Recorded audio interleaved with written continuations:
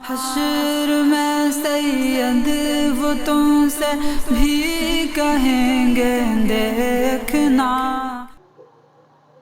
ایک حسنین رضاہین کا سوال یہ ہے کہ اگر کوئی ہمیں قبر پوجنے والا کہے کیا وہ یا ہمیں کافر کہے تو کیا وہ کافر ہو جائے؟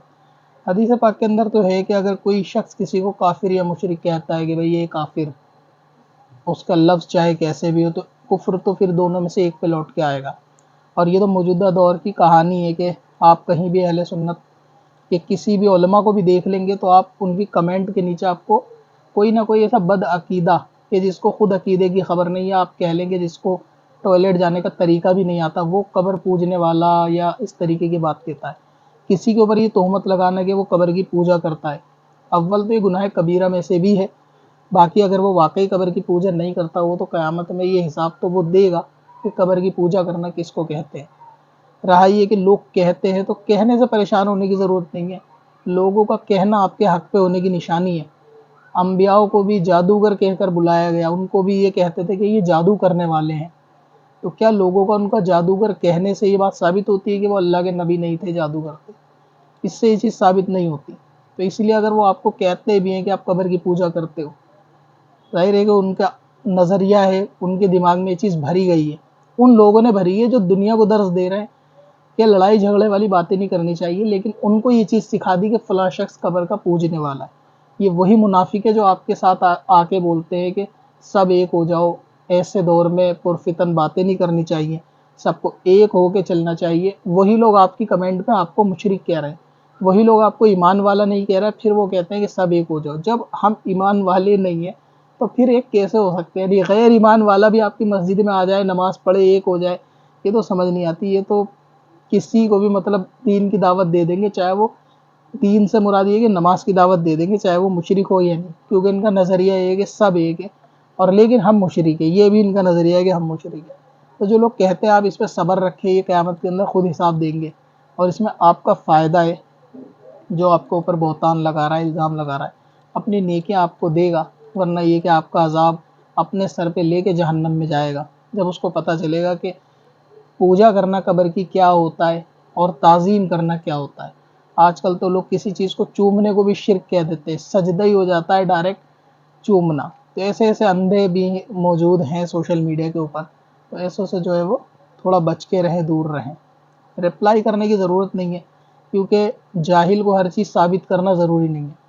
آپ کسی عقل مند علم والے کو ایک دلیل سے خاموش کرا سکتے ہو، وہ سمجھ جائے گا۔ دلیل سمجھنے کی بھی قابلیت ہونی چاہیے، ریفرنس سمجھنے کی بھی قابلیت ہونی چاہیے، لیکن آپ کسی جاہل کو 100 دلیلیں دے کے بھی خاموش نہیں کرا سکتے، کیونکہ وہ جاہل ہے، وہ دلیلوں کو ہی نہیں سمجھے گا کہ آپ کہنا کیا چاہ رہے ہو۔ اسے تو طوطے کی طرح رٹایا گیا ہے، قرآن کی یہ آیت ہے، اس میں یہ کہا گیا، بات ختم۔ اس کے پیچھے کا معنی، مفہوم، اس کی آیت نزول، قرآن کے احکام، وہ سب تو اس کے پلے ہی نہیں پڑیں گے۔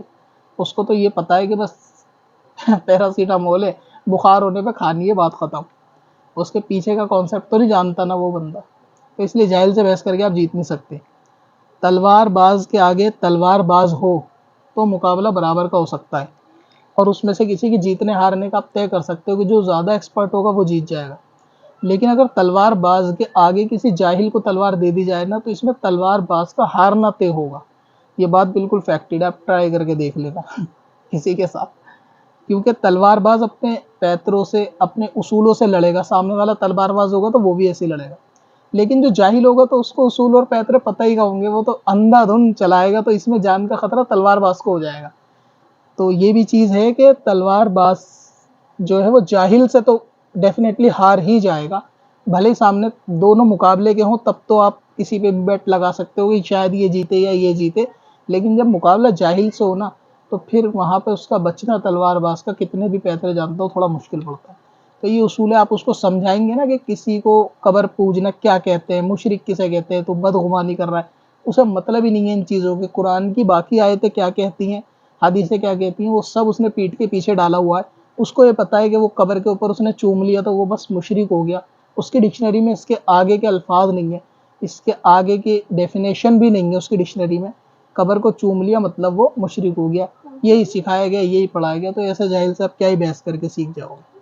اب اپنی قضا عمری نمازوں کا حساب لگانا ہوا اور بھی آسان. وزٹ کریں qazakalculator.smswarsi.com پر اور اس کیلکولیٹر سے اپنی تمام قضا نمازوں کا حساب منٹوں میں کریں اور ڈاؤن لوڈ بھی کریں. چل تجھے بھی بخشوا دوں تیری باری